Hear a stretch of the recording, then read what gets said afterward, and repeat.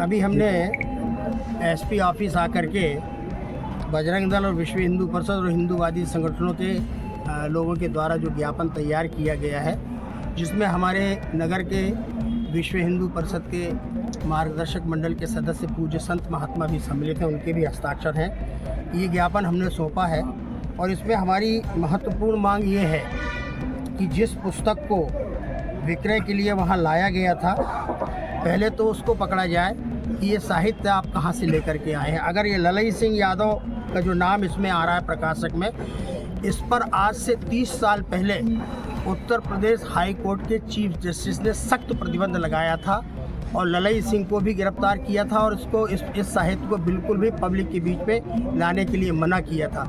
अगर ये साहित्य प्रतिबंधित है तो ये मध्य प्रदेश में कैसे आया और किसने लाया, नंबर 1।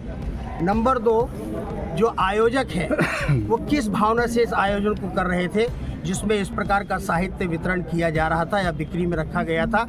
आयोजक पर मामला दर्ज करके और उससे सख्त कार्रवाई करके उससे पूछताछ की जाए कि किस उद्देश्य से आयोजन किया गया था। तीसरी बात, प्रशासकों ने इस आयोजन की अनुमति किस आधार पर दी थी, क्या उनकी शर्तें थी, क्या उस शर्त का ये उल्लंघन नहीं है, और अगर है तो इन पर आपराधिक प्रकरण दर्ज होना चाहिए। 24 घंटे के अंदर ये सारे अपराधी जो चिन्हित थे, जिनको हमने बताया भी है, उन्हें गिरफ्तार किया जाना चाहिए, पूछताछ की जानी चाहिए और उन पर सख्त कार्रवाई की जानी चाहिए। देश का माहौल, यहाँ की सद्भावना बिगाड़ने का जो काम कर रहे हैं वो देशद्रोही हैं, देश के अपराधी हैं। हमारी संस्कृति, हमारी परंपरा और हमारे पारंपरिक विश्वासों के वो अपराधी हैं। इसलिए उन पर ऐसी कार्रवाई हो कि दोबारा किसी की हिम्मत न पड़े इस प्रकार का कार्य करने की, बस। और तीसरी महत्वपूर्ण बात इसमें यह है कि हमारे नगर का एक महत्वपूर्ण मंत्री, पूर्व मंत्री, वर्तमान में विधायक, वो अनर्गल प्रलाप कर रहा है। संविधान की किताबें उनके हाथ में है, वो दिखा रहे हैं कि हमने संविधान के पन्ने जिन्होंने ये किताबें दिखाई